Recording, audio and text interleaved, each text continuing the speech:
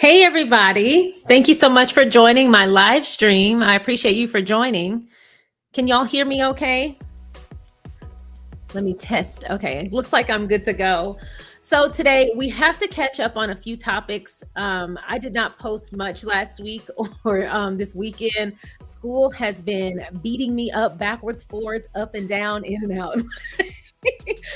When I decided to return to school to pursue my master's degree, I knew it would be hard work, but yeah. But it has been so amazing. So that's where I've been. But that just means we have a lot of things to talk about. So I am so excited to get into it. We have to talk about 1-805 Live. We've got to talk about the Disney special. And of course, we have to end it by finalizing our With Love Meghan discourse. I really enjoyed season 2.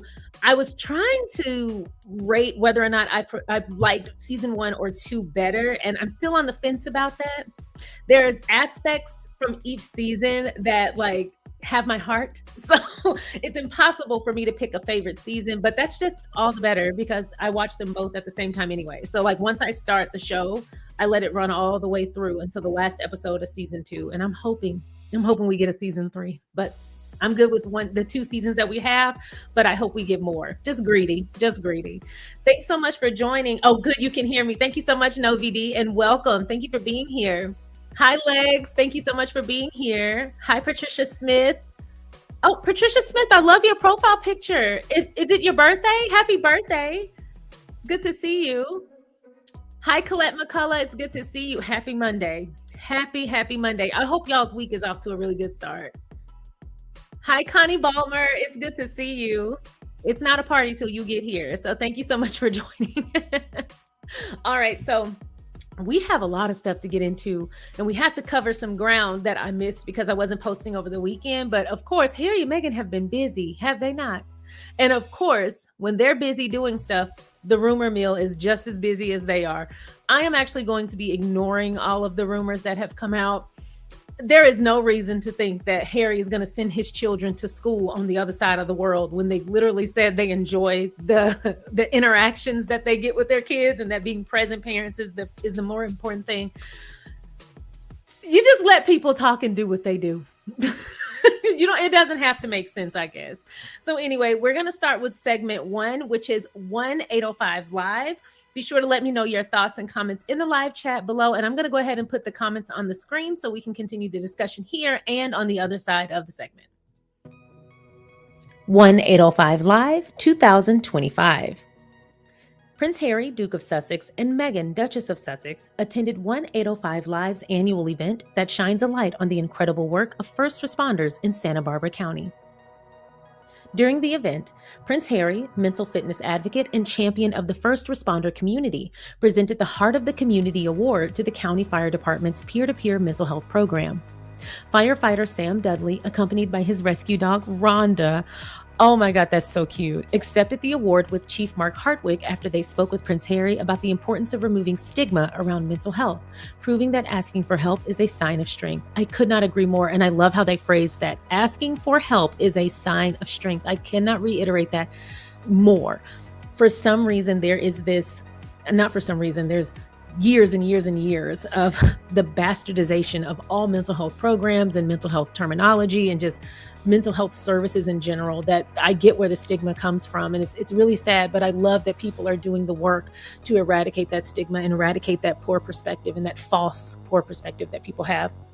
But I love that they said asking for help is a sign of strength, because it actually is. It's so important to seek help when you need it. And even if you feel like I can handle this, it doesn't help. I mean, it doesn't hurt to get a second opinion. I always recommend just having a therapist and just going to therapy several times a year. I call it mental maintenance, because at the end of the day, we get checkups all the time. Even if we don't have any symptoms, we get annuals, and some of us get twice a year checkups all the time from top to bottom. Your brain is part of your body. Your brain is part of your health, and it is imperative that you take care of it. There are so many things impacting our brains, impacting our moods, impacting our emotions every single day. Even things that we don't realize are impacting us. They are. And so I do think it's important to remember that even when you don't feel like you need help, it's great to just check in with a safe space and someone who's knowledgeable, someone who's been trained to help you, someone who's been trained to hear you, see you, acknowledge you, and respect you, and help you without any preconceived notions or bias, who's there to help you and do what they need to do to make sure that you are okay and always mental. Also, I have a deep, deep respect for all types of counselors and therapists, but I still ask that you check in with someone who is a licensed professional. There are so many intelligent people out there in the world. There are so many very smart people. There are people who work in the mental health field as well as in proximity to it in a multitude of different positions and roles. There are so many great counselors in church and all these places, and I love that. And I think, yes, if you feel comfortable with those services, by all means, if you have a mental health coach or a life coach, great. Get what you can out of those wonderful services, but they do not substitute for a licensed therapist. So by all means, I think those other services are wonderful. I too have utilized the services from my church. My grandfather is a pastor, but he was also a counselor. And so I definitely understand that, but it is still very necessary to get to seek help from a licensed professional in your state. Let's continue. Prince Harry, Duke of Sussex, also praised retiring County Fire Chief Mark Hardwick. Quote, "The department doesn't work without leadership like yours. You have managed to completely destroy any stigma that exists, and the leadership you've shown your team is exemplary." I think that is amazing. But imagine getting a compliment about your leadership capabilities and competency from someone like Prince Harry. My goodness. He's literally the face of leadership. If you look at leadership in the dictionary, I'm pretty sure Prince Harry's face is next to it. So what a huge, huge honor. Chief Hardwick was appointed as the fire chief of the Santa Barbara County Fire Department and the county fire warden in February of 2019. He previously served as fire chief and fire warden of the San Bernardino County Fire District. Mark worked as an EMT through college and was hired as a firefighter paramedic in April of 1992. He rose through the ranks at San Bernardino County Fire Department, Rancho Cucamonga Fire Department, and Santa Barbara County Fire Department. While at the Santa Barbara County Fire Department, Mark has led with a profound commitment to the people of Santa Barbara County. He helped guide and support the county through the COVID-19 response and has championed the improvement of the county's emergency medical services. Chief Hardwick worked on strengthening the relationships with other local fire agencies and launched the countywide Joint Fire EMS Regional Dispatch Center. Mark grew up in fire service when a firefighter was considered weak and unpromotable if he or she sought professional help to deal with the repeated trauma associated with the job. That is heartbreaking. And I love that he took his experience, which could have been extremely difficult. I'm pretty sure it was extremely difficult, but extremely discouraging. And I love that he decided to do something about it and he faced it head on. That in and of itself is a testament to his strength and excellent leadership. But for the life of me, I have never understood that perspective that seeking help makes you weak or makes you problematic. I mean, how many managers, and I'm pretty sure y'all have stories, how many of y'all have had managers or bosses who clearly needed help, who was clearly neurotic or aggressive or even abusive or took advantage of you or mistreated you or a multitude of other things, and probably would have benefited greatly from having the ability to openly say, I'm going to seek mental health treatment without it being stigmatized. I'm just saying there's a lot of people like myself who've worked for others or alongside others and have been like, this person genuinely needs help. And not even as an insult, but we all need help. And like I said, I fully believe in mental maintenance, especially when you've been impacted by something severe. Last year, my grandfather passed away. I was in therapy every week, twice a week, which is probably the most I've ever gone to therapy. Every week, twice a week, all the way up until my surgery in May, just to make sure that I was okay, because that was a really, really rough time. And I could not thank my therapists more. I had two. They really, really helped me. It was extremely difficult. And so I highly recommend seeking the service of licensed professionals. But in the workplace, there is this stigma that if you seek mental health treatment, then something is wrong. I'm going to go ahead and clear this up for you. There is always something wrong, and that's with everybody. I don't understand the stigma because everybody's got some problems. No one on this earth has walked through it unscathed. Life is hard, subconsciously and consciously. And that's when you don't have a traumatic job. I can't even imagine saving lives and even seeing the loss of life as often as first responders do. It would be laughable if it wasn't so sad to think that they don't need mental health treatment. That should be part of the job. That should be a weekly mandatory thing. Anyway, I worked for a man named Andy in Dallas for a few years, like 2.5, almost 3 years. And while I was working for him, he owned a sprinkler company. And while I was working for him, one of the employees there, who at the time was an assistant manager, she died at her desk. That happened to be the one day a week that I worked at another location. So I was the only employee from the office staff who was not there and bore witness to that. And I hate that they had to experience that. And I'm also very grateful that that happened to be the day I wasn't there, because I just don't do that kind of thing very well. And the reason I share this is because his name is Andy Holsey and he owns the company. And when that happened, obviously everyone was really concerned about not only her, but also everyone else there who had witnessed it. It was quite the ordeal from what I understand, like getting the paramedics there and trying to resuscitate her and not being sure how long she had been in her desk that way, because it hit suddenly. She didn't have any known health conditions. She was quite young. She was in her early 40s. And so when she passed away in front of her colleagues, our colleagues at work, it was horrible for everyone. I mean, that's probably one of the worst things I've ever experienced at work. And something that I really admired about Andy Holsey, and I'm only naming him because I'm admiring something about him as a boss, is he offered and he provided a mental health therapist. He provided group therapy on site. We closed the office down and he set up sessions for the entire staff to opt in for group therapy, or they had the option to leave for the day. And then after that, after her funeral, which we all went to, after her funeral, he also brought a therapist in to have one-on-one sessions with us. And we all cycled in throughout the day and we could opt in or opt out if we didn't want to. He also offered EAP services, which is employee assistance programs, which is when your company will pay for or sponsor 3 to 5 mental health sessions or 3 to 5 mental health appointments. So they pay for it. But just a reminder, when your company is stigmatizing mental health treatment and mental health care benefits everyone, but also when you are in a position of leadership, it's imperative to have an open mind and think about what's best for the people who are depending on you first. Because yes, the days that we were getting massages and in therapy, we could have been making calls and accepting calls and scheduling appointments and making him thousands of dollars a day. He wanted to make sure we were good first. And so that always sticks out to me. And hopefully that's encouragement to people who are in leadership positions, to know that it's okay to love on your staff appropriately, but to make sure people are taken care of in the best way possible. And that's something that I always sing his praises for. And it was definitely one of the templates that I used when I entered leadership in corporate, was kind of, what would Andy do? I had 3 main bosses that I did that with. I would always ask, what would Andy do? What would Ryan do? And then what would Penelope do? She was a manager that I worked with for a long time at City Hall. But anyway, I said all that to say, destigmatizing mental health helps everyone. And it's imperative that we take care of our minds just as much as we take care of the rest of our bodies. Now let's continue this. Together with his colleagues, he has helped to remove the stigma associated with seeking help. I also want to go back. I'm not sure if I read this, but it says Mark has worked together with his fire chief colleagues in the county and 1805 to support anonymous 24/7 local counseling for firefighters.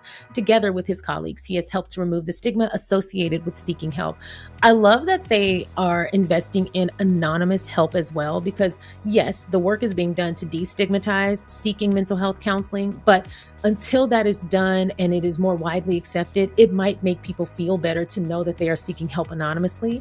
Sometimes it just helps to get over that block, knowing that it is anonymous, and whatever it takes to get people to truly open up and to seek help in a very real way, I think it's great.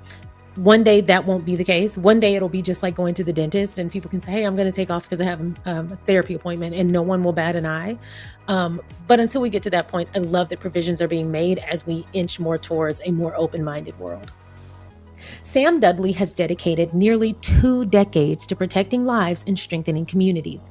With 7 years of experience as a U.S. Forest Service wildlife firefighter and 11 years serving with Santa Barbara County Fire, Sam's commitment to safety extends beyond the front lines, as he is the peer support team coordinator for Santa Barbara County Fire, where mental health and resilience among fellow first responders are championed. As a certified handler for an emotional support canine, Rhonda, Sam blends compassion and tactical skill to offer comfort in high-stress situations and to foster trust across the department. His leadership shines throughout the community. That is beautiful. I love that they took time to honor him. He sounds like an incredible individual. The Duke and Duchess would like to thank everyone who contributed to this meaningful event in celebration of Santa Barbara's local heroes.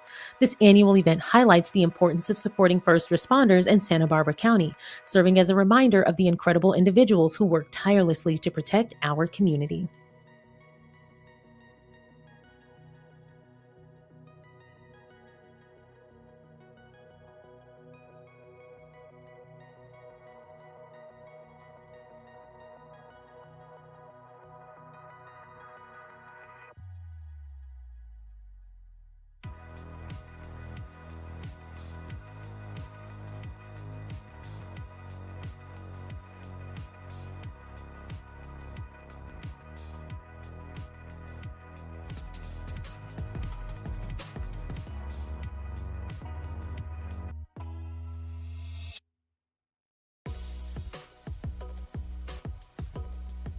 Okay, so I really enjoyed seeing the pictures from that. And I saw that some people were sharing some videos from Harry's speech, but I could not find any that were good. And I knew that if they don't have a certain look, then once I download them, it'll come out really weird and fuzzy. So I didn't want to include it unless it was really professional. So if I see more that come out really well, I'll share that speech as well, because I'm interested in hearing the whole thing.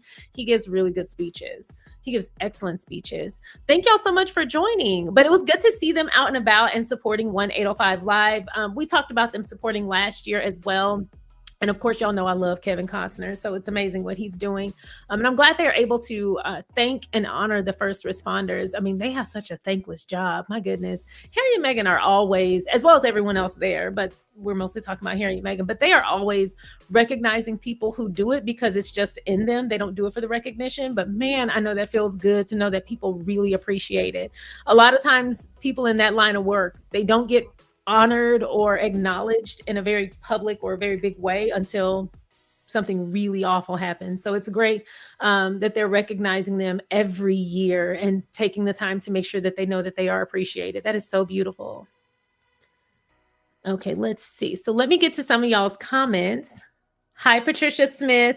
Patricia Smith says, this at least debunks the idea that no one in their community sees them. Absolutely. It absolutely does. I mean, we've seen so many things over the years since they've been in, I was about to say Santa Barbara, since they've been in Montecito.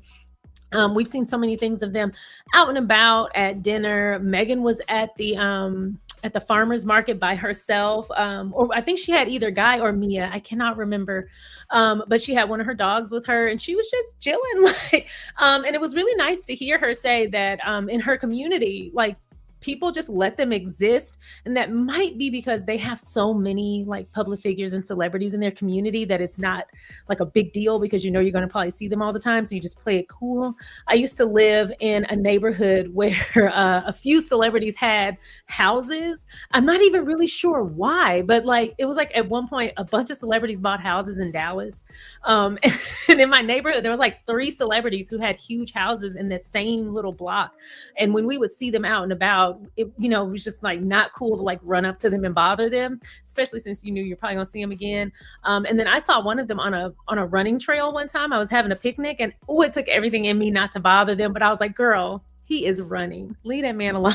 I wanted an autograph so bad. I was really finna fan out. But it's great that Harry and Meghan get to just exist in their community, and they're fully integrated into their community. And you can tell what really showed me that was their presence at the Godmother's bookstore. Just how, first of all, how casual everyone was, but how warmly everyone was embracing each other. So it was very clear they had like a camaraderie, and there was no wall up. It wasn't for show. It was really great to see that they are surrounded by love. That is beautiful. It's also a testament to what you can create, what kind of loving network and environment you can create when you cut the weeds. And I use that as my example, like, girl, you don't have to be around people or in environments that don't want you there. You can absolutely go where you will grow. And that's definitely a sign for me. Hi, Legs. Oh, look at me. Y'all can only see my eyes. Hi, Legs. It says the British monarchy want everyone to think that they are isolated and they don't have any friends in Montecito. It is to go with the lie that the British royal family is the pinnacle of high society, always trying to brand Britain. Absolutely. You are completely correct. They are obsessed. I told y'all before when I was studying isolation tactics from abusers, every single thing on the list applied to the British monarchy. Like I could literally find an instance of them doing each and everything from like the typical behaviors of an abuser in an abusive cycle. They did all of them. Like to a T. I don't find it to be a coincidence that so many therapists and psychologists like dissecting the royal family and their behaviors, because they are literally like the prime example for several case studies. It's actually kind of scary. It's really scary. And they don't plan on changing anytime soon. They are totally fine being disgustingly dysfunctional. Hi, Connie Balmer. It's good to see you. And thank you so much for being a member. You've been a member much longer than that. I don't know why that does that, but thank you so much for being a member. You've been a member for several years, so I really appreciate it. It says, Sharion, thanks for all the work from Switzerland with love. Thank you so much from Dallas. Right back at you. Thank you so much. Hi, Kathy G. It's great to see you. And thank you so much for being a member for 31 months. My goodness. Thank you so much. I really appreciate it. Y'all look at Kathy G's profile picture. It's the as ever cookies and flower sprinkles. How cute. That is adorable. Hi, Marion Gums. It's good to see you. It says, Sharion, I am from St. Martin. How can I send you a donation? Because I don't have CashApp. I can only do MoneyGram. Oh, wow. Well, thank you so much. You know what? Let me do a little research on that, but I really appreciate it. If you would like to do one through YouTube, I think you can like buy a super chat or a super sticker. That might be easier. But let me do a little bit of research on the MoneyGram and then I'll post something. But thank you so much. I really appreciate you for saying that. Thank you. All right, let's get to the second segment. We have more to talk about because we got to get caught up on everything. I've been slipping, so I want to make sure I get caught up so we can have all of our necessary conversations. So we're going to talk about the Disney. Sorry, y'all. Can y'all hear my dog sneezing? Sorry, I'm trying to talk over him and he is going to town. Let's get to the Disneyland special. Their segment, Harry and Meghan's segment on that was so cute. But let me say this. They both look great, but Meghan's makeup in that Disneyland special, man, I love when she does the kind of darker, little bit sultry makeup. Ooh, it compliments her so well. I'm going to play the segment and then we'll talk about it on the other side.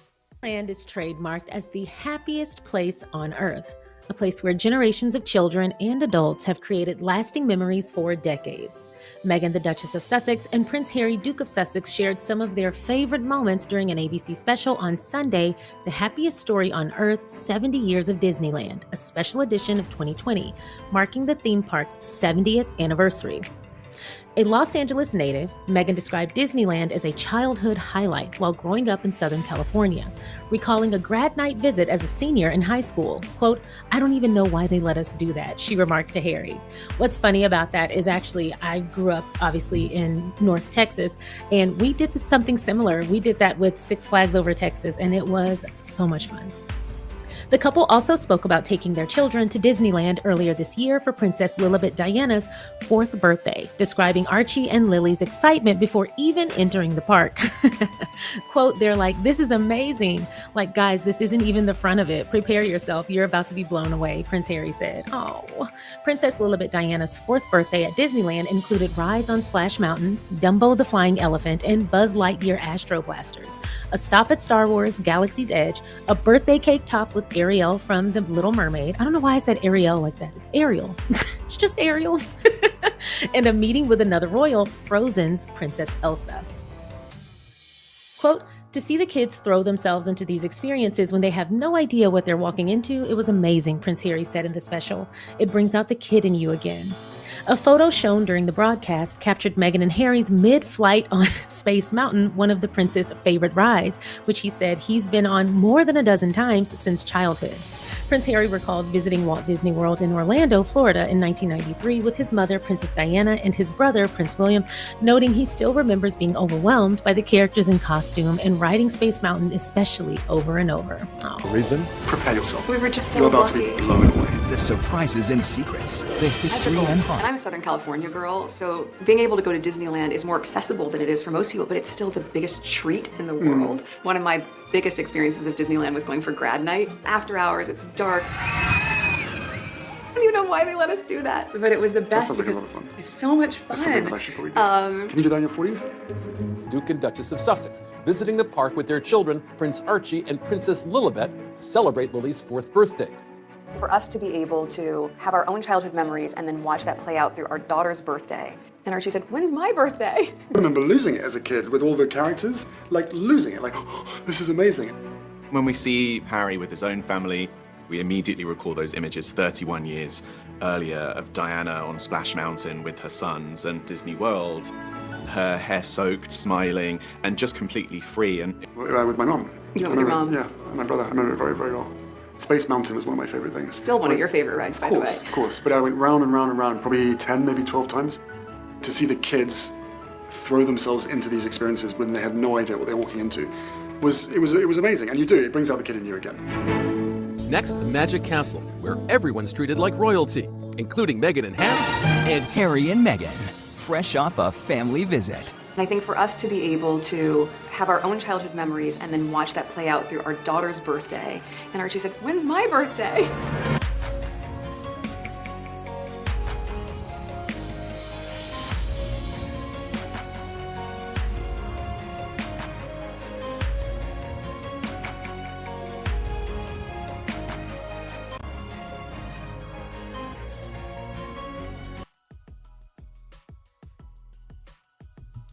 That's so cute. I love that segment.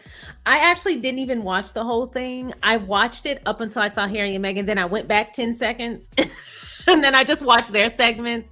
It was really cute. But right now, well, at the time, we were boycotting Disney. So I could only watch the Harry and Meghan segments. And then I had to turn off the rest. But turns out they brought Jimmy Kimmel back. So I'm waiting to see if the boycott is lifted because I already deleted my Disney Plus and Hulu subscription. So somebody could let me know. Are we back at it again with the Krispy Kreme? Let me know. But that was such a cute segment. But back to Meghan's makeup. Was that not beautiful? She just kind of had like a glow. There was almost like a gold undertone.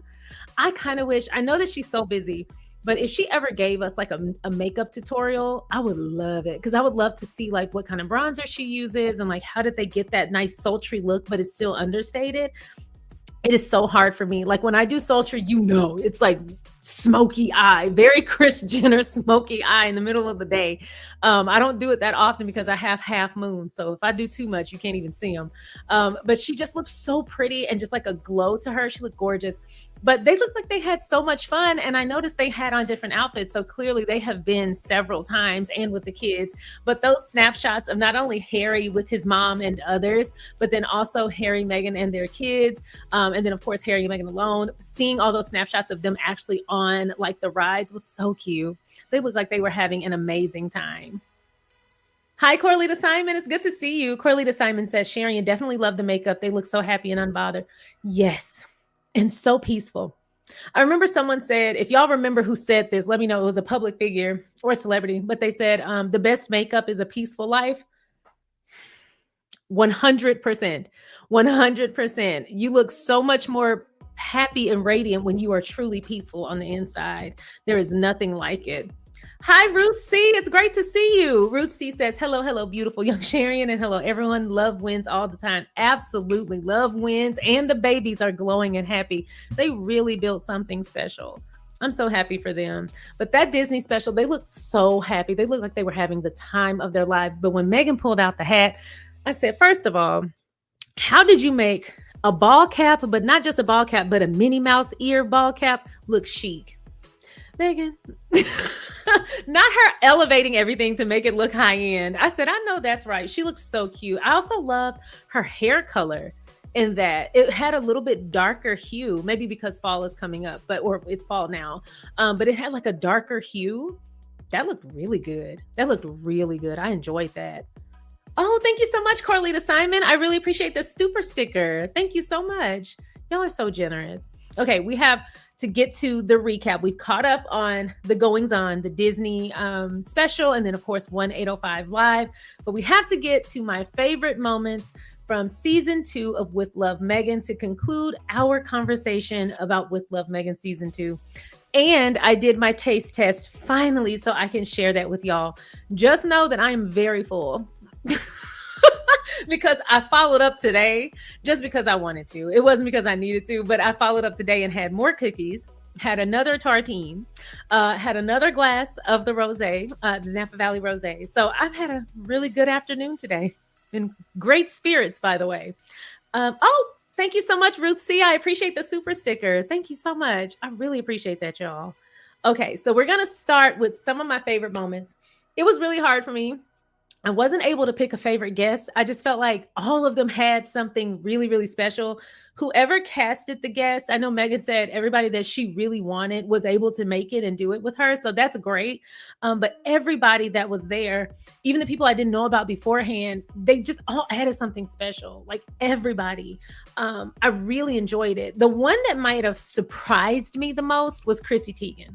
Because like I said in my recap of that episode, I really hadn't invested a lot of time getting to know much about her in recent years. When she and John Legend first got married, they were everywhere. And that was a very different time. That was 15 years ago, maybe? It's a while ago. It was my first stint in college. I remember that. And at the time, I didn't have the best impression of her. So seeing her in this light really exposed me to her in a new way. And I was pleasantly surprised. I really enjoyed her. So she was the biggest shock. I think the one I anticipated the most was Tan France. I got my life in his episode. But everybody's episode brought something special. So I really couldn't pick a favorite. So I whittled it down to my favorite recipes that were on season 2, my favorite moments, whether that be funny or moments that just stuck out to me or just things that I really enjoyed about it. And then my favorite craft moments. So that was kind of what I whittled it down to. So be sure to share with me your thoughts as we get through each of these segments. Let me know your thoughts in the live chat below. Thank you so much for watching the SharionSade YouTube channel. I appreciate you watching my content. If you haven't already, please don't forget to go ahead and like this video by hitting the thumbs up. Please don't forget to subscribe by hitting the subscribe button. And don't forget to comment along the way. If you feel so inclined, please don't forget to share so that more people can find us. Once again, thank you so much for watching. Now let's get back to the video.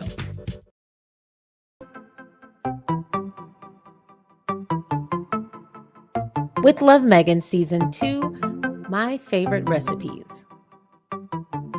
These picks are in no particular order. These were just the top 3 recipes that I either want to try, that were very unique and really caught my eye, or it was mouth-watering and I almost jumped through the screen.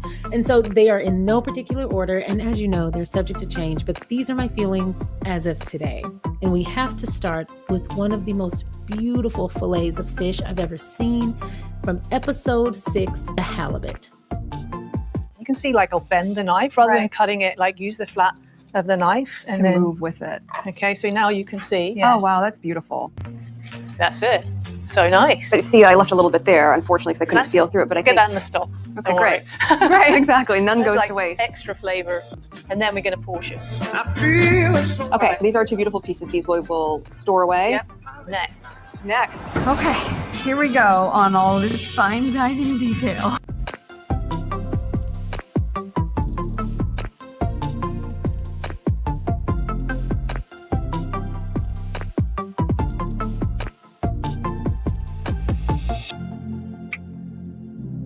And then we're going to put in some white wine.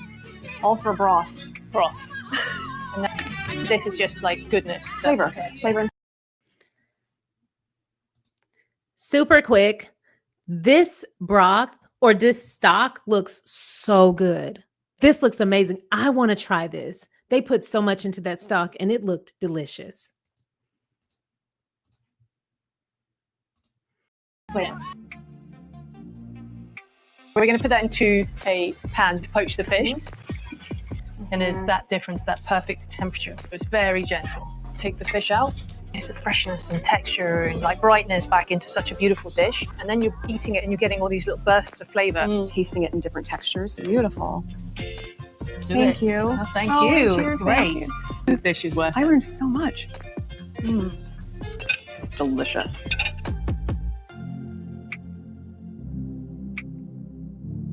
Bread. We're going to make some naan. So it's similar to, you know, other flatbreads, except for there is yogurt involved in it, and so you get this kind of tangy flavor to it. I never knew that yogurt's in naan. Yeah. I never knew that. Forward to naan growing up. Like, if Exactly. my mum said she was going to It make was naan, special. It's gonna I'd be a good it's going to be a curry. good, yeah. That's like my kids with chocolate chip pancakes. They're like, Yeah. oh, okay. Okay, do you want it more like a ball? Is that what we're going for? I don't want to overwork your dough No, because you I've never can. made naan. I feel like you can throw it onto the worktop and kind of knead into it. Yeah. Oh, great. Warmish tea towel that I've wet a little bit just to help with the Warmth and let it rise. Yeah. Let's put it in a nice. When you rest for warmish about a half place. hour, Yeah, you said? about a half hour. So then, really, you're just gonna wrap pieces. Fun. Now, these are probably only used in Indian cooking. Yeah. This is the first time in my life I've ever made naan. It is actually. Mum would be proud. Yeah. It has I knew this was character. gonna happen. It has character, though. Yeah. These are kalonji seeds, also called onion seeds, but they're not actually from the onion family. I always wonder why they're called that. Oh, I do like that. This was like a very realistic representation of cooking at home, doesn't it? Yeah, that's exactly. That's how you know it's a success, when it starts to like bubble up. That's just like a It's just, pancake, yeah. And right? You wait for it to puff and bubble a little bit Exactly. before you can flip it. The paper towel, so you can press down on the area just to bring a bit more puff to it. And then, yeah, I'll flip it probably one more time just to get some browning on it. Oh, yeah, there you go. There we go, yeah. See, you kind of need the... And the char, Yeah, there you go. right? Because it gives you that extra flavor. Again, the love and work that goes into For a sure. piece of bread. Bread. Vegan butter there. Cilantro on top. Ooh, that looks good.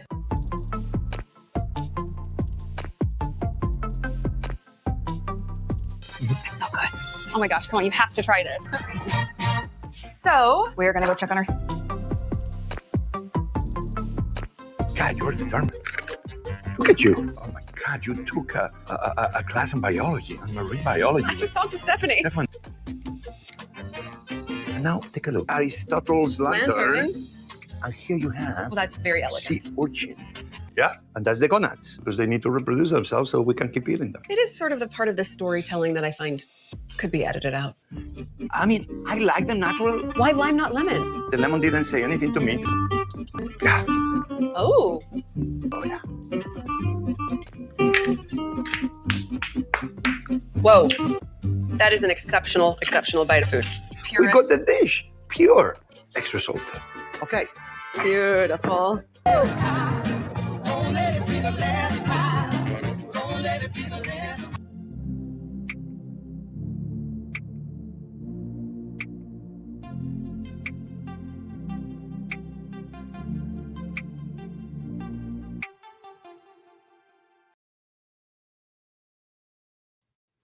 Okay, so I definitely changed my mind. My favorite guest was Chef Jose Andres. I absolutely loved him from episode 8 on season 2.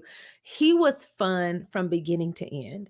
Everything that came out of that man's mouth was hilarious, but the way he interacts with food, it's just like some people are just born to do what they do. Just some people just have it.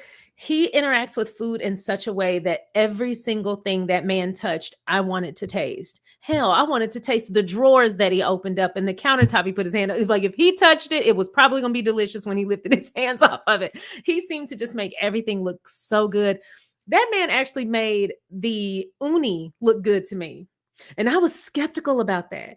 When Meghan first went and picked up the sea urchins, and they cut it open and she tried it right there. And that woman handed her the spoon. I had a moment where I was like, Meghan, no. But see, that's why you cannot project your limitations onto other people. But I was just like, oh, right there, right there. And where did you have the spoon before this moment? Was it in a little Ziploc? Like, I was worried about all kinds of things. My immune system does not get a workout at all because I'm just so reticent and hesitant to do stuff like that. But when Meghan reacted to it, I was like, oh, fresh out the thing, it's delicious. Oh, okay. And so later, when Chef Jose Andres put the olive oil on there and the salt and pepper and the lime, because the lime spoke to him, not the lemon, but the lime spoke to him. When he put all that on there and they tasted it, Meghan's face told me everything I needed to know. And if that wasn't enough, Chef Jose Andres' reaction, putting his hands up and snapping, I said, oh, it must be really good. I need to find some uni around here. I don't know that I can find any in Dallas because we're not near the ocean or anything. So I'll have to see if I can find some, but it'll likely have to be shipped here. In which case, I don't want to be eating out the little frozen gonads. I don't think it's going to be the same. But I will let y'all know. Have y'all tried uni before? Please let me know in the live chat or in the comments if you're watching on replay. Have y'all tried uni? And is the yellow goo that good? It looked good. By the end of the episode, I was like, I kind of want to try that. That looks good. The paella looked delicious. From the moment they started on that paella, I could tell it was going to be good. And then, of course, he had, was it ham? That big old giant piece of meat, was that ham? That looked so good. Everything that they made for that dinner party looked delicious, but it was just so unique. I would talk about that dinner party if I had been invited, Meghan, if I had been invited, maybe next time, but if I had been invited, I would have been talking about that party and that menu forever. That was just so amazing. Everything looked good. And then, of course, I'm not sure what it was called, but the drink he was drinking straight up and they were passing it around. All of it just looked so good and so great and communal. I thought that was cool. I picked the naan because I had never seen naan made before, but after watching the process, I could only assume how delicious that was going to be because when they put those char marks on there, they had me. They absolutely had me. I thought the dough rollers or whatever, the rolling pins, the little tiny ones, I thought that was so cool. But that naan with that curry looked really good. Hi, Moving in Silence. It's good to see you back. Moving in Silence says, the episode with naan bread, I couldn't pay attention because the people were so beautiful. Okay, can we talk about it? I was like, everybody got the ice eyes. Like, everybody's so beautiful. Mama looked like Princess Jasmine. She just looked gorgeous. Everybody was gorgeous. Even Jay Shetty, even the man, everybody just serving face cards. I was just like, my goodness, everybody's so pretty. Beautiful, beautiful people. And you know what's even better? You can tell by their conversation and their dialogue, beautiful inside and out. Oh, I love their conversation. That moment from that episode when Jay Shetty was kind of poking fun at himself for how terribly his naan was, not his naan, but just like his dough was coming out. They were so encouraging. And I love the advice that his wife gave when she said, it's not that you don't do it well. It's just, you just need to practice. Just say you need to practice. And then when Meghan pointed out, you're literally doing the thing to yourself that you talk about on your podcast, not doing. Like the irony of that, Jay. But I loved how they poured back into him. I thought that was so sweet. And hearing him vocalize those thoughts, although he was doing so in jest, but hearing him vocalize those thoughts, it really pointed out to me that I do that to myself sometimes. I also do it so that I don't take myself too seriously.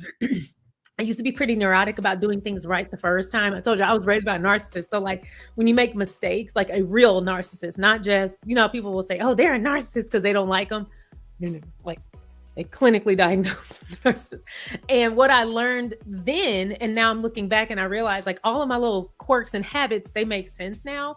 But if you got something wrong, you became public enemy number one. And that became your label, the topic of conversation that surrounds you, and all of those things. And so for a long time, I was really neurotic about not making a mistake, because if that was the case, then I was pretty much going to be mentally and verbally abused for a full 24-hour cycle or however long until someone else made a mistake. And the goal for me growing up was to never be the target. And I never realized I was wired that way until I moved on. And once I lived by myself, and then eventually with my best friend, and then with my husband, and in peaceful environments, you realize how much peace you didn't have when you finally find peace. And I'm like, how in the hell was I living like that? But because of that, I've kind of developed habits over the years of like letting the air out of the moment. When I can feel myself bubbling up when I'm making a mistake, or if I'm getting frustrated, I will let the air out and say, girl, it's just a sandwich. Calm down. Like I remember in high school, once I was making a sandwich and I was trying to spread peanut butter, but it was a little cold in the house and it was like hard to spread. And I ripped the bread and I literally was like, S word. I don't want to cuss in y'all's ear, but shoot, but I didn't say shoot. And my sister was like, it's bread, heifer, just get another slice. That's just how I was wired. So then I developed the habit of like teasing myself in the moment of being like, girl, you're going to be hell on that bread, but it's still going to be good. So I do understand Jay Shetty kind of having humor about it, but I love seeing Meghan and his wife just remind him that it's not, you don't have to take yourself so seriously, especially with food. I'm going to be honest. Some of the best discoveries have been made by mistakes. So you just never know what you're going to find. So it's good to not be too hard on yourself, but I love having people around who pour back into you.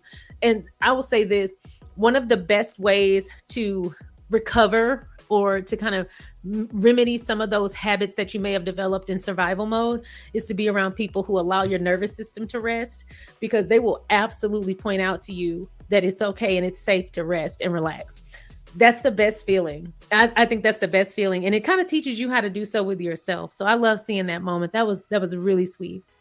Hi, V Brahm. It's good to see you. I don't think I could eat sea urchin. I'm just saying, but the party looked magnificent.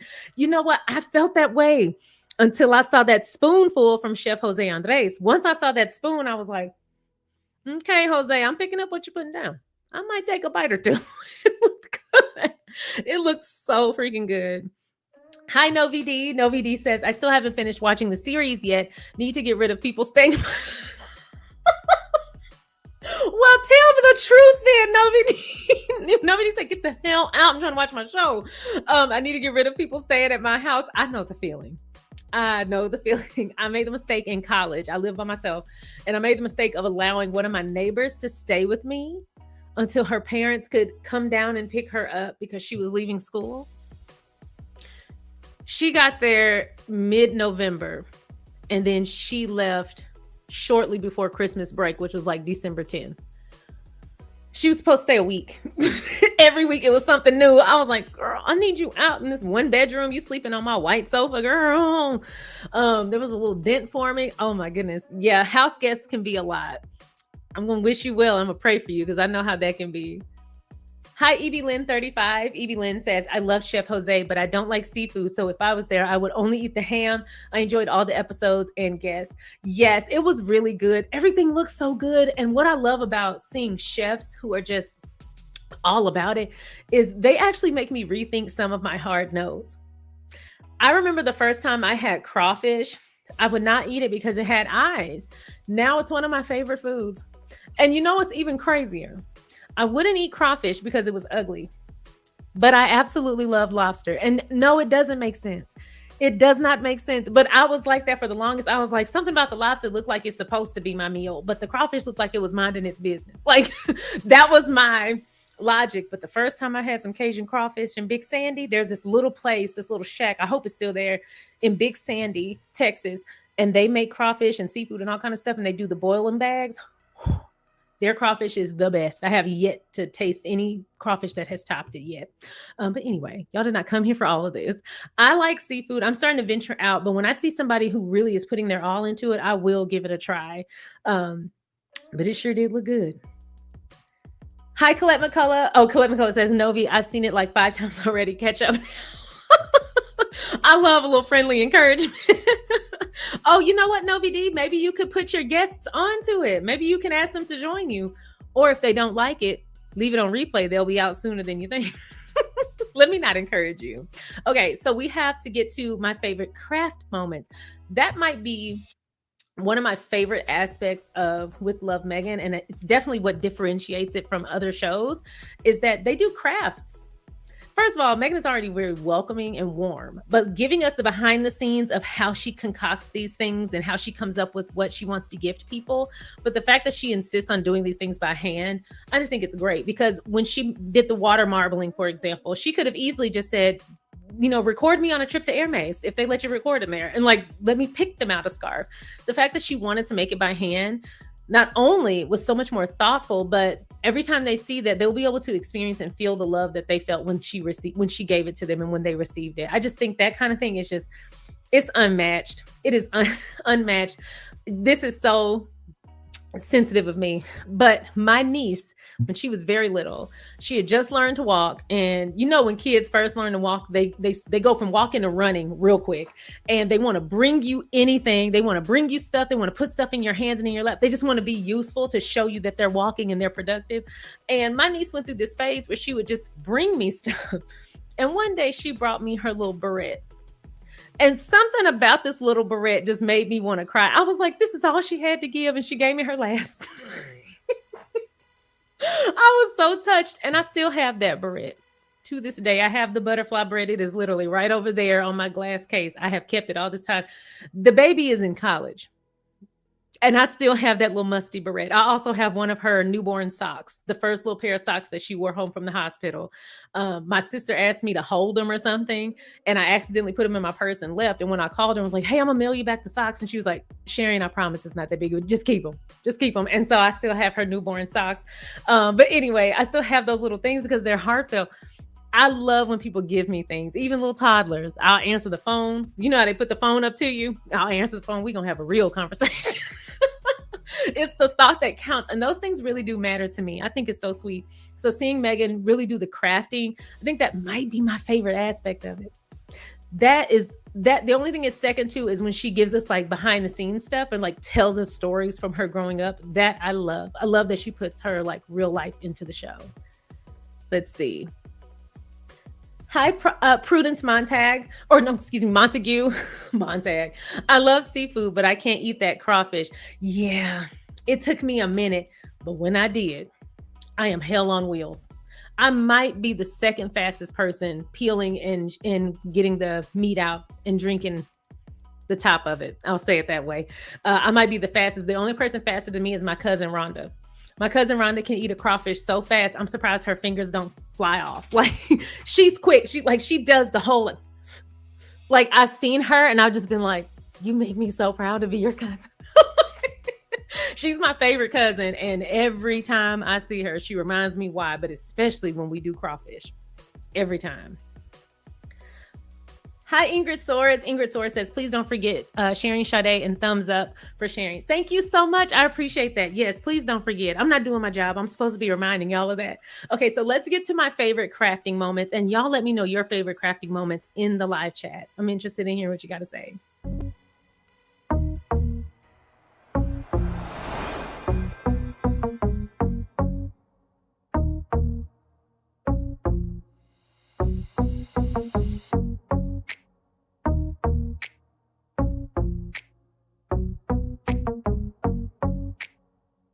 It's not going very fast. Should it be going faster? It's going a lot faster than mine. Oh, not centered anymore.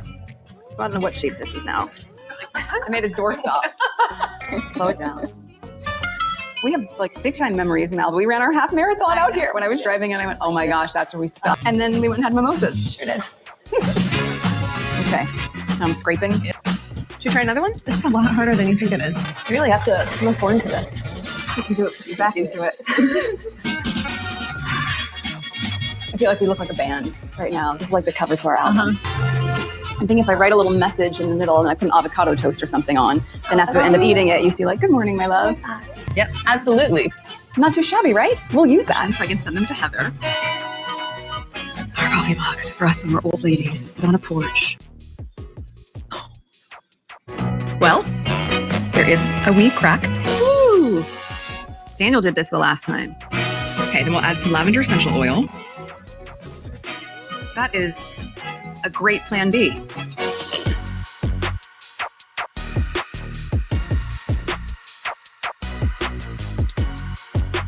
So all we have to do to start, did it there so it's sticky. And what that's going to do is when we put this UV resin on, it's going to not spread past that border. Okay. The rose petals might be too big. We can punch them too. Put on a little shape of a heart. Lily might love that. What we want to do is make sure it doesn't spill over, but that it comes to the edge. Lily is. And then I'm going to just slide it under there. –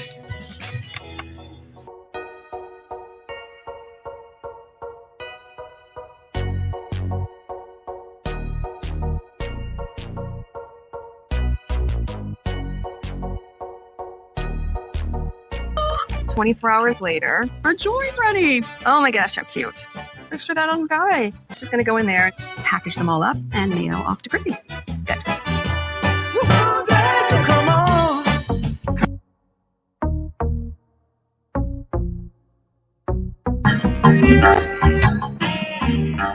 I have my water in this shallow pan, and I've already added carrageenan, which thickens the water so these colored dyes can float on top. So let's just see how we do with this one. Subtle, but it's not bad for first try. Now we're making one for Christina. They're from New York. Let's give her California Sunset. How on earth have I never done this before?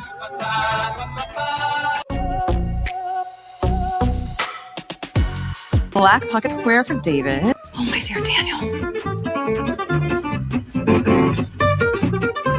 Whoa. Wait, isn't that neat? I can't believe you made this. Isn't that fun? It's so nice. Thank you. Oh, you're very welcome. I saw it. Getting out of our comfort zone. That's what I do every day. Oh, she's looking so cute. Okay, we're dolled up. We are dolled up. All right, team. We're going to start with...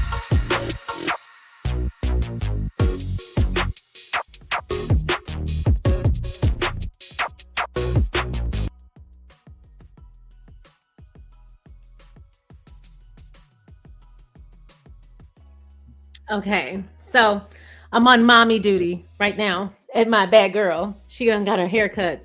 But yes, I love those crafting moments. I really want to try that water marbling. I love that kind of stuff. I think how cool it must be to have like a parent who crafts, because growing up, I love to craft too. And I would craft with my friends all the time. And one thing my mom would always make sure to do is buy me an abundance of art supplies. And the one thing she could do really well was color. And that was so much fun. But if we had ventured out of that to do other stuff like clay and oh my God, how fun would that have been? But my mom can really color. Like it's a real skill of hers. And I used to get so jealous because I was like, show me how to color like you. And she tried, but yeah. Anyway, but I can watercolor and I like to paint with I can paint with acrylics, but I love a good craft. So I have to try that water marbling. And then I'm in Dallas now. We have a lot of pottery classes around here for really cheap too. So I'm definitely going to be trying some clay throwing classes. But I love the crafting aspect of this show. It is so good. Hi, Evie Lynn. Evie Lynn says the aprons, the birth month flower jewelry, and the pottery making. Yes, that was so original too. The jewelry making would have been fun regardless, but the fact that she added the additional aspect of using the flowers for the month that her kids were born, that is so thoughtful. But when I saw little guy with his little oh my gosh, his little necklace with his flower, I was about to cry. She is not going to leave her babies out. Fur babies or not. She is not going to leave her kids out. Do you hear me? Hi, Prudence Montague. Prudence says, what joy and happiness with Meghan Sussex and her guest, Doria's beautiful flower. Oh, I didn't even think about that Doria calls her flower. And she did the pressed flowers. That's so sweet. Yes. Hi, Gwen Daniel. Gwen Daniel says, everything about Meghan's show is fabulous. Yes, it's like a cut above. She makes sure to put so much detail and love into every aspect. She left no stone unturned. Absolutely. Hi, Corlita Simon. Corlita Simon says pottery because it was funny to me. Was it not? You can do it. Put your back into it. encouragement from the Duchess of Sussex. That looks so fun. I love that the mug that had the crack in it, they decided to do a candle, and then Meghan whips out a candle and makes it herself. I thought she was just going to get like a little regular white candle and put it in there. She made it herself. I need a clay shed. Forget a she shed. I need a clay shed. Uh-oh, I think I got, oh, there we go. Hi, Veronica Quick. It's good to see you. Veronica Quick says the water marbling was nice too. Yes, I really want to try that. I like scarves though, so I would have a lot of use for that and probably save a lot of money if we're being honest. Let's see. Yes, I would absolutely love that. Hi, Evie Lynn. Evie Lynn says Guy was a forget-me-not. Is that not apt? First of all, Diana's favorite flower. Also, it's what they named Sentabali after. And then, of course, he passed. So then the message behind forget-me-not, everything about it was just so apt is the only word I can think. It's just like a full circle moment on all aspects. How sweet. And I'm sure pretty difficult, but I thought that was so beautiful.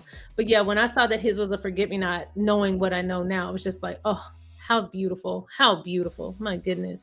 And I have fur babies as well. And clearly, look what I'm having to do while I'm trying to chat with y'all. Somebody was having a tantrum until I picked her up so she could go to sleep like this until her dad comes home, because that's who usually does this. He has her spoiled rotten, y'all. My goodness, he has spoiled her. But anyway, your fur babies are your babies too, and you can't leave them out. And if you do, they whine and cry and bite your feet. So the only thing is, regular babies don't bite your feet when you don't give them what they want. This little one will. So they might be just a touch harder than regular kids, because this one will absolutely bite you if you don't do what she wants. Hi, Colette McCullough. Colette McCullough says, I loved all the crafting. Me too.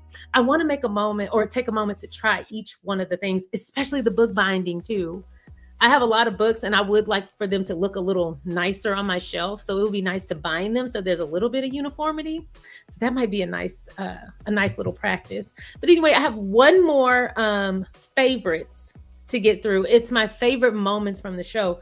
And there were plenty. I didn't get to get all of them, but we did cover some last week in our live stream. So these are the ones that I didn't get to cover then. But again, share your favorite moments in the comments in the live chat.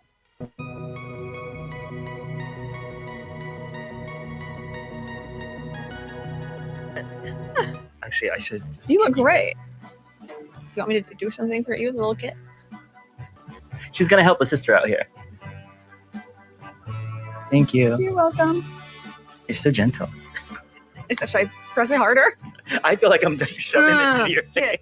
Beautiful. I mean, oh, it's cold. Lily's got 35 pounds. Oh, I didn't try one side. I'd say like 23 pounds, 8 pounds. There was 8 pounds on the nose. Yeah. My daughter weighs this, and I'm gonna give it. Great. Well, thank you so much. Really appreciate that. I've been putting them in our kids' lunch boxes for the past week, and they're like, "Can we have another thumbprint cookie?" I was like, "No, the rest are for Noah and Cody." Is it going? Okay, can we see them soon? Okay. Yeah, Exactly. so cute. They love each other. Okay, Holmesworth, this one. I was like, you have a kid named Holmesworth. It's my child you've never heard of. This. Holmesworth. By the way, if I could have kept a secret like that, I mean, impressive. Isn't that what Here, baby. called it, baby? We go there because it's really. We're gonna cut it in the middle. We put it right through the other cut the other way. Loves to cutting up. Well done. Are you okay? Yeah. I'm good. I can do it. Look, So if it's a fish. I was a lawyer in New York, and Did you watch Suits? no, don't watch basic cable. I like shows with curse words. Great. I love it. And then you went So from being a beautiful. lawyer. That'd be a great lipstick. Said it'd be a great lipstick color. It would. We dream in our themes, you Right? know? It's a vintage masala dabba. Yes. That is so. Do you know, this is the kind of thing that your parents pass down to you. I've never had a masala dabba. That actually is giving me goosebumps. That is so beautiful.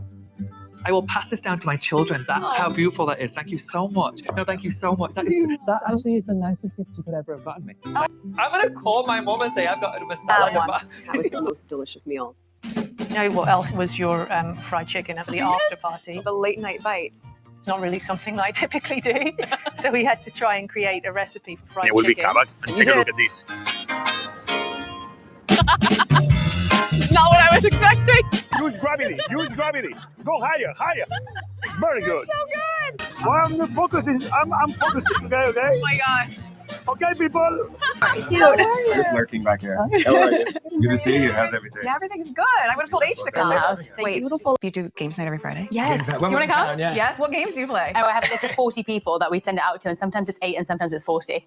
You host 40 people? Yeah. Do you cook for 40 people? Most of the time, yeah. What? It's I don't cook. I organize games. Yeah, great. Lavish app? No way! You even rolled it up? I rolled it up. I've never made lava shack. Really? Yeah, no. I'll teach you. It's really pretty easy. That's awesome. It's delicious, and it has a really good texture. This is the pomegranate's a nice touch. Pomegranate's so Iranian, so great job. Yes, exactly. No one's ever made this for me, other than my grandmother. That's so. And the store-bought ones never taste the same. Yes, and there's no mothballs here. Yeah, it's true. This is a perfect where I'm like, I can't stop Okay, eating. for you. Wow. It's my handwriting. I just love all this stuff that you do. You just make everything so beautiful. No, it's so good to see you. Good to see you too. Meet them that are going to be anchors for the rest of your life. And you guys found each other. We bumped into each other, and I can't imagine life any Those other way. dots and realize like They're next to each other for a reason. Totally. Yeah. I remember also my husband had said to me at one point, if you step on a nettle, which can really sting, there's a leaf right next to it that you can wipe on it that will heal it. I Because, love that. Of course, like nature said, oh, there's danger, but there's protection, there's healing. They're Totally. all close to each other if you're looking. Oh.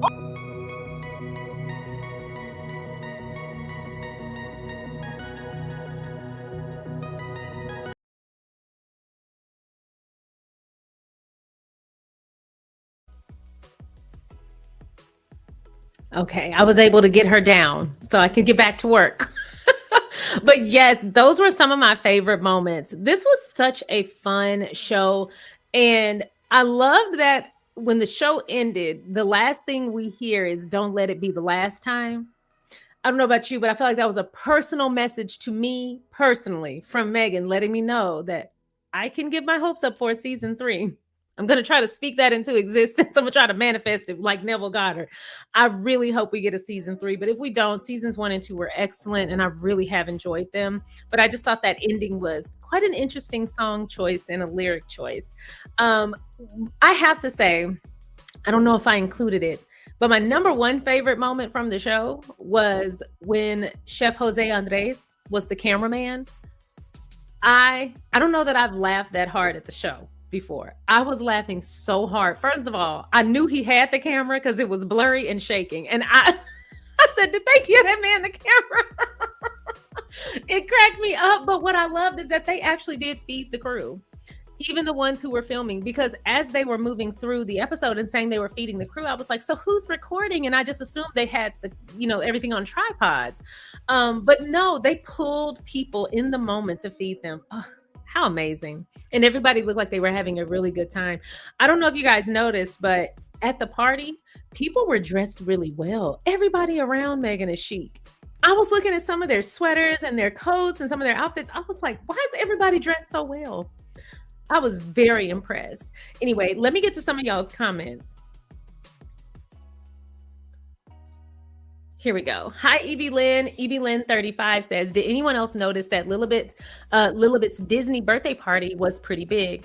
They showed a shot of the table setup, which had a big spread of food and the cake. So there were other people there too. Ooh, I didn't even pick up on that, but good catch. I didn't even pick up on that. I can imagine usually kids' parties are really big, especially if they start at school, and they are really active in their community. So I'm pretty sure they did have a lot of people. That is a really good catch. I hadn't even noticed. Thank you for pointing that out.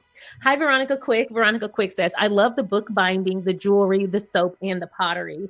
Yes, I don't think I went in depth about the book binding as much, but I really enjoyed that. I had never even considered that that was a thing, but seeing how intricate it was and just how much focus it took, that's the kind of task I like. That's the kind of craft that I enjoy because I like for things to pull me from my phone. I have actually gotten into a habit of tuning out of my phone as much as possible. Usually when my husband makes it home, I have it on D&D, but the only person who can bypass that is my niece and my nephew. Other than that, I keep it pretty much on D&D when he and I are there together, just so that we can really focus and spend quality time together. I'm really trying to do more things that detach me from the virtual world whenever I can. But yes, what's helped with that is tasks, like having little like crafts. The other day I tried to make a birdhouse. It came out okay. But I'll know once I paint it if I like how it looks. But I made a little birdhouse for my balcony. I've been doing little crafts with my hands. Y'all know I used to make furniture. So I prefer to build the furniture in my home, but I filled it up now. And so if I build anything else, it's just going to get crowded. So now I'm looking for other things to do with my hands. I just find that has always helped keep my mind sharp. Another one, a neurologist that I follow mentioned a way to keep your brain, exercise your brain and keep yourself sharp is to always be in the process of learning a new language. And I love that because when I was in the process of learning German, I would do that in the morning and I felt like it did wake me up. I was sharper throughout the day. So now I'm on to Spanish. So I'll tell y'all how that goes. But anyway, I enjoyed all of the crafts, but I am looking for more things that actually require me to have my hands occupied so that I have no excuse but to ignore my phone. Hi, Prudence Montague. Prudence says she needs your attention. Yes, she needed my attention. She is a hot mess. She has my attention 24 hours a day, but it's not enough. That's okay.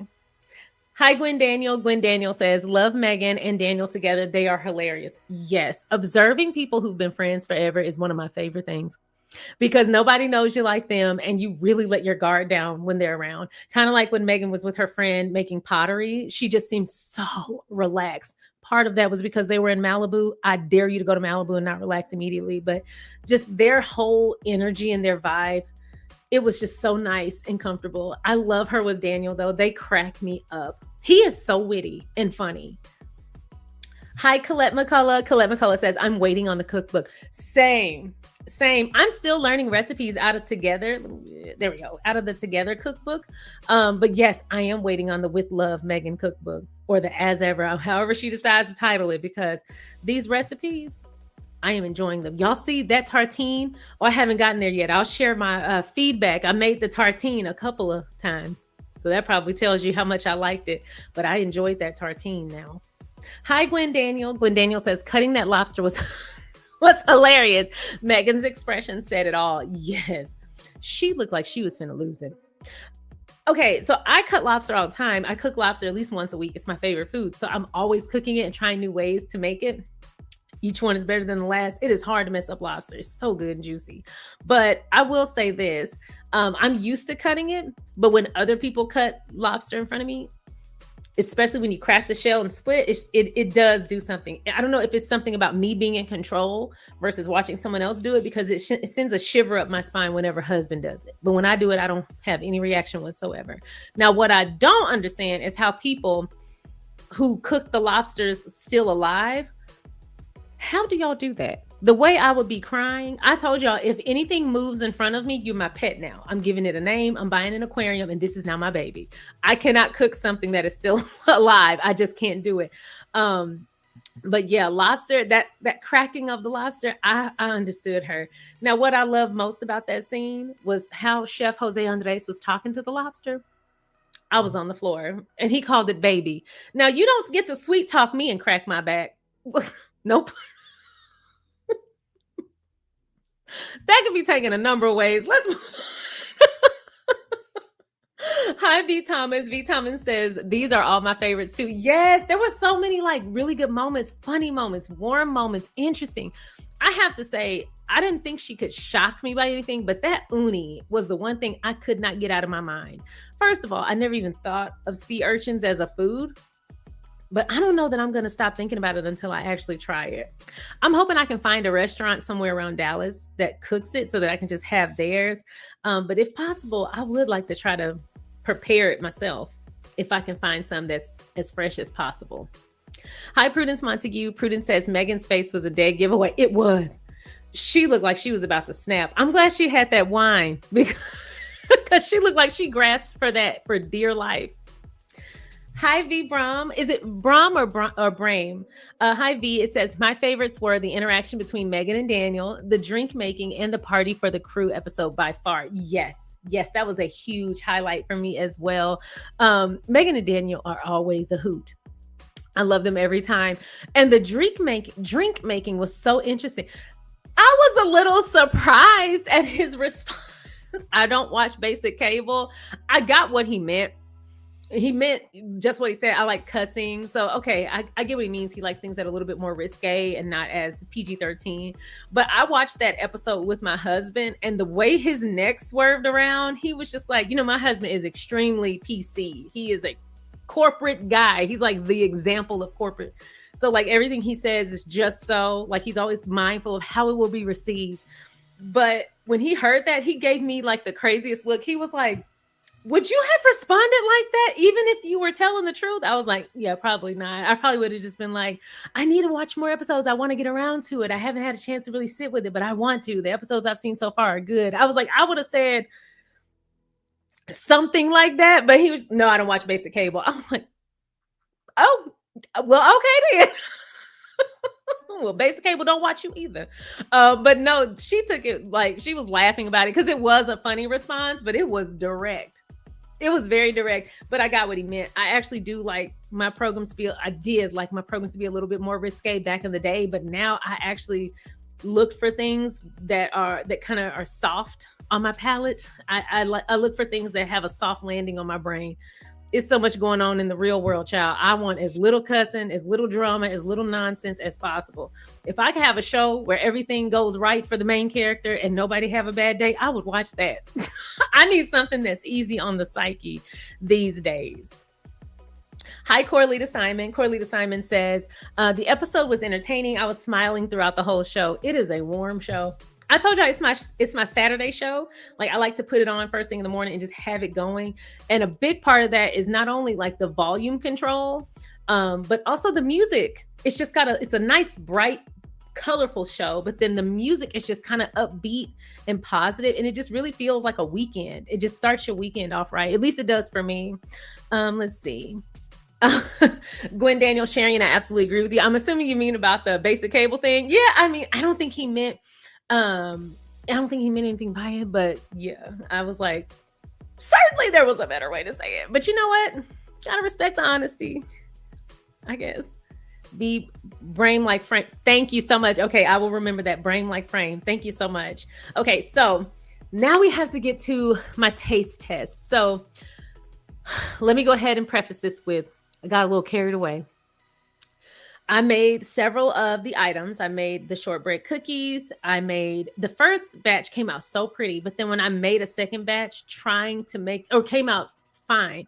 But when I made a second batch to try to make them pretty, they were even uglier than the first. So I didn't actually take a picture of them. They are so ugly, y'all. They still good, but I could not get the shape right to save my life. I'm going to have to work it a little bit and I'll get back to you. I'll get to my recap of how I felt about the 2024 Napa Valley Rosé, how I felt about the apricot jam. I love the flour sprinkles. I've been putting them on all of my omelets every weekend. How I felt about, what else? I tried the tartine that Meghan made for Chrissy Teigen. And I made some tweaks to it as well. So I'm going to share that as well. We have a lot to get into. Before we do, I want to read this comment first. Prudence Montague says, when are we going to feel good about this country again and feel free? I don't know. Oh my gosh, I'm waiting for the day. I remember somebody said on Twitter, or not Twitter, Threads, and they said, I miss the days when the biggest scandal was Milli Vanilli. And I said, you just aged the hell out of me because I remember that. I remember that like it was yesterday, and that was a big scandal. I miss that a lot. Oh my goodness. Gwen Daniel says, Prudence M, when dumb Donald Trump is gone. That's the answer right there. That's the answer. My goodness. He is really taking us for a ride, is he not? Okay, let's get to some feel good. Thank you, Meghan, for providing the feel goods or the good feelings, because they are few and far between here in America. Okay, let's get to my recap. So we have to talk about my taste test of the As Ever products, as well as the tartine that Meghan made for Chrissy Teigen on With Love Meghan. So I want to start with the 2024 Napa Valley Rosé. I was not one of the lucky ones to get the 2023, but I did get the 2024. And when I looked up other reviews, everyone said it was better chilled. So I actually chilled it for 2 days, and then I had a nice glass. As you know, I am not a big alcohol drinker. The most I will drink, as you guys know, is a frosé. which is a slushie with maybe a teaspoon of alcohol, and Riesling, German Riesling. And that's every so often. And that's only if it's kind of pertinent to the evening. So I'm not a big wine drinker. I did not know what to expect. So I poured a very small glass and I did the whole taste test, swooshing it around, and I sniffed it. Didn't know what I was sniffing it for, but what I got was, smells good. And then I took a nice sip. It was delicious. So then I said, okay, let me try it again, but with a meal. And when I say delicious, I'll say what I was looking for was something that tasted good, tasted a bit sweet, but not too much.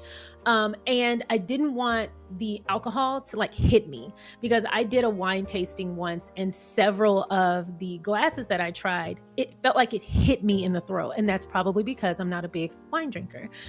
This did not feel that way. As a matter of fact, I didn't really feel like I was picking up on the alcohol at all, which is rare. If there is even a teaspoon or like a ballpoint pinhead amount of alcohol, I'm going to pick up on it and probably get dizzy. Like, y'all don't even know. I just don't do alcohol. I didn't pick up on it at all. It just tasted good. It actually just tasted a little fruitier than I expected. It tasted like it had a couple of like notes of like fruit a little bit, but other than that, it wasn't overwhelming. I am not a person who enjoys sweet drinks for the most part. I prefer my drinks to be a little bit bitter, and I prefer my foods to be sweet or tart. This was actually the perfect blend. So I really enjoyed it. And moving forward, when there are evenings where I would like to have a glass of something, I will be asking whatever establishment I'm in, do you have Napa Valley Rosé? Either year is fine. If they don't, maybe I'll just start bringing my own. I'm going to become that person. I'm going to become Kim Zolciak. But no, I enjoyed it. So then I made some shrimp pasta. It was delicious. Angel hair pasta with grilled shrimp, some garlic. What else is in that? Parsley, spinach, tomatoes, of course, yellow bell pepper, and a very small amount, but chopped andouille sausage. It's my favorite pasta to make. Oh, and some mushroom, of course, mushroom. And so I made that, and then I had another glass of the 2024 Napa Valley Rosé. And when I tell you it hit like grits, it was delicious. It went together very well. I was actually surprised. And now I actually get when people say, oh, things pair well together. Y'all, forgive me, I'm learning at a ripe old age of 38. I am learning.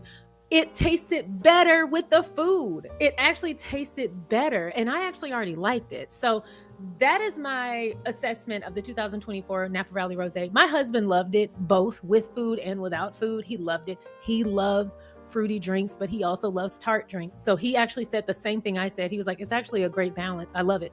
He drinks way more than I do, which means he'll have like a glass anytime we go to dinner, like out to dinner for a special occasion. So maybe 10 times a year, give or take. I am more of a once every 2 to 3 years. So he knows a lot more than I. To me, he's an expert. He's practically a sommelier.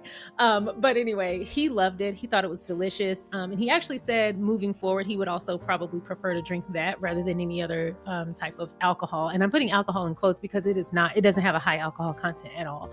But for wine, it was delicious, and that is coming from someone who does not like alcohol. So all of the other reviews praising it, I fully get. I was nervous, I will say, because I don't drink alcohol. I was almost holding my breath a little bit because I was like, I hope I like it because it's pretty and I want to support, as ever. And so I hope I like it, but I'm not going to lie. Thank God I don't have that problem. So the wine was delicious. Now we have to move on to these shortbread cookies. Now, I made the shortbread cookies in August, but I forgot to record it because we were in the process of moving and it just was not a pretty sight and the lighting was terrible in my old place. And so I made the shortbread cookies and they came out great and they tasted delicious. Now, I ate them warm. I typically like my cookies to cool down, but I can't remember if I saw a tweet or review of someone saying, try the shortbread cookies warm. Trust me. And they were right. And I actually put a little bit of butter on my cookies. I put a little bit of butter on half of the cookies on the sheet and I didn't put it on the other half. And I loved the side with a little bit of a butter glaze. So that was really good. Also, I made half of my cookies with milk, with a little bit of milk. I think it was a 1/4 cup of milk. I can't remember how much, but it was a very small amount of milk. And then I made half the cookies just as the directions stated. And the ones with the milk were my favorite. But that's also a me thing. I add milk to anything I bake, even when the recipe doesn't require it. And if it does require water, I substitute it with whole milk. That's just how I like my baked goods. And it served me well. So the cookies were a 10 out of 10. Now, one thing I will say is they were ugly as hell. Like, what I haven't gotten comfortable with yet is like shaping them and making them pretty. That's just not a me thing. I'm not good at baking cookies unless they are already like pre-baked and chilled and you just pop them in the oven. Shout out to Toll House. And I can make really good keto cookies. But as far as these, they came out ugly and misshapen, which is why I didn't take a picture, but the taste was phenomenal. So I ate those ugly ass cookies and enjoyed every bite. Now, as far as the tartine, so I had the tartine as made, which is Meghan took the sourdough bread. I did not bake sourdough bread, so I bought it. But what I did do was I popped it in the oven with a little bit of a butter glaze on it so it could almost taste fresh. It's probably nowhere near as good as fresh bread, but we're trying. And so I popped it in the oven with a little bit of butter. And then I put everything, the spread on there. I put the persimmon on there, the balsamic glaze on there, the lemon, the honey. I did all of that. It was delicious. It was great. I loved it. I can actually see this becoming a regular during my breakfast sandwiches or even brunch. I like to have a nice little hearty bite for breakfast, and then I don't eat again until dinner. It's just how I respond best, and it makes me like get through the day without getting sleepy. If I eat lunch, I will fall asleep during the day. So I have to have a hearty breakfast to stay full throughout the day, but I don't want too much. This was perfect, especially with the persimmon. Now, one thing I did note was the persimmon does not have much of a taste. You probably have to have a very sensitive palate to taste the persimmon. It tasted good, but I had to cut thicker chunks, which makes sense why Meghan layered so many slices of persimmon on her tartine, because it is a little bit difficult to taste if you don't have it in abundance. But one thing I will absolutely say was I chose to put a little bit of bacon on mine. Whew, woo doggy. It was delicious. The bacon on top of that persimmon was incredible. I absolutely loved it. This is now my breakfast sandwich when I want a breakfast sandwich. I'm not even kidding. Or excuse me, my breakfast tartine. I am now fancy. It is my tartine. But it's delicious. It was absolutely phenomenal. And then having the lemon zest on there brought out the persimmon a lot. So I put more lemon zest on mine, and I could really taste the persimmon after I did that. And also, of course, the little bit of salt. It definitely helped. But that is one delicious sandwich. Y'all know I don't venture out often. So the fact that I am liking these things just tells me that Meghan knows what she's doing. Now let's move on to the apricot jam. So this is a bit of an unorthodox taste testing because I wasn't sure if I would like the spread, or excuse me, spread. I keep calling it jam. The apricot spread. I was not sure if I would like it because I am not a person who enjoys spreads. I'm just not. So I decided to give it the best chance at pleasing me by baking croissants. I love flaky croissants. And I made a nice omelet, bacon, some croissants. And then I made a ham, excuse me, a honey baked ham. Because when I do eat any kind of sweet spread, I actually like it with ham. And so I tried the apricot jam, or excuse me, the apricot spread with the croissants, 10 out of 10. 10 out of 10. It was phenomenal. Then I tried it with the ham. And that is now what I am going to be glazing my ham with around Thanksgiving. I am not joking with you. It was phenomenal. I was surprised. I thought I would enjoy it, but I glazed my hams in honey. No, it was now apricot spread. I'm not even kidding you. So y'all, please don't sell it out around Thanksgiving because I will be getting myself a couple of jars. And Meghan, you want to hike up the price because you know I'm coming? Go ahead, girl, because I'm going to pay whatever. That's going on my ham. And then, of course, I tried it with the bacon. And so I took a croissant, a piece of bacon, a little hint of prosciutto, a little bit of slice of mozzarella, and then I put the apricot spread inside, rolled it up, obviously, and then ate it that way. Oh my goodness. It was wonderful. It was absolutely wonderful. But I will have to say, what really got my goose was when I doubled back and I made another tartine, the same tartine with the sourdough bread and the persimmon and everything. But then I put with the spread, I mixed honey, but then I mixed 2 teaspoons of the apricot spread in with the spread. I forgot exactly what it was on there. I'll have to go look again. But anyway, the spread that's on there, I mixed it in. Ricotta, goodness, I don't know why I couldn't get that. So I took the ricotta, I did it exactly like Meghan with the honey and the lemon zest, but I put in the apricot, 2 teaspoons of the apricot spread, and I mixed it up and put it on my tartine with the bacon. That is my favorite recipe moving forward. So it's the sourdough bread, the ricotta with the honey and lemon zest, but also with the apricot spread, with the persimmons and salt, and then with a balsamic glaze with a little piece of bacon on top. It knocked my socks off. But here's the best part. Sandwiches typically make me a little bit tired for about an hour or two. Just me digesting bread makes me a little tired. Nope.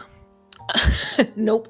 I did not feel any of that. I think because it's only 1 slice of bread, because it's an open face sandwich, I'm not having too much, but also it's just so damn good. And the persimmon for me replaced like an abundance of cheese. Like anytime I do a sandwich, I have a lot of cheese and mayo. Because I had the persimmon and the ricotta, I didn't do either cheese nor mayo. And so I feel like my body had a much better response to just the ricotta and the persimmon and the little hint of bacon, but not too much, and no second slice of bread. So anyway, that's my thoughts on the products that I was able to get my hands on. I loved all of them. I actually have 0 feedback as far as like constructive criticism. I always expect to, none, particularly with the 2024 Napa Valley Rosé. I have no feedback about like, oh, it was better, or it wouldn't have been it wasn't as good because of this or that, or blah, blah. No, it was good on its own. And it was actually pretty light. I don't know if that makes sense. I don't know if I'm using the right terminology, probably not, but it was light. When I've tried other wines, I felt like it like weighted my tongue. Like I could taste it the whole time. Like I would actually, when I did a wine tasting, I actually had to not gargle, but I had to swish around salt water in my mouth to like get the taste to go away. This was not like, I sipped it and I could taste it for a moment afterwards, and then it went away. So it is very light for me. And that's saying something because I am extremely sensitive to any kind of alcoholic drink. I really enjoyed it. And then with the pasta, it just set it off. I don't know if it was the combo of flavors or what, but it was actually delicious with the pasta. So anyway, those are my thoughts on the As Ever products. I enjoyed them. I wish I was able to get like real good recordings. That's why I waited so long, was to get a really good recording of it. But the sandwich came out ugly, and then I just lost confidence after that. And I said, they'll be fine with my audio response. But y'all don't need to see my ugly makings. Like the cookies came out ugly. Like they were good, but I couldn't get them to shape well. It's just not my forte.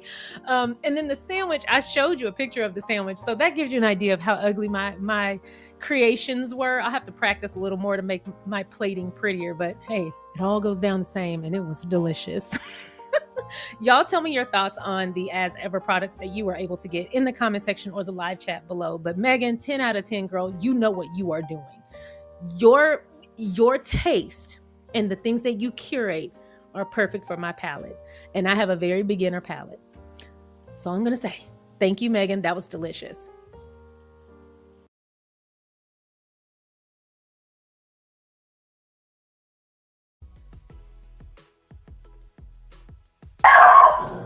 Okay, 1 second.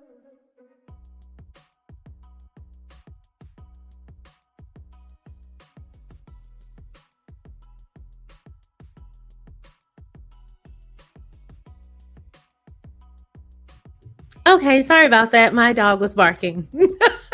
So anyway, I actually enjoyed all of it. I would have to say, when I put that apricot spread on the tartine, it set it off. I don't know if it was because it was interacting with the persimmon and the glaze, the balsamic glaze, but something about putting that on there and mixing it in with the ricotta, 10 out of 10. It was delicious. I need to actually get another jar because mine is almost empty now.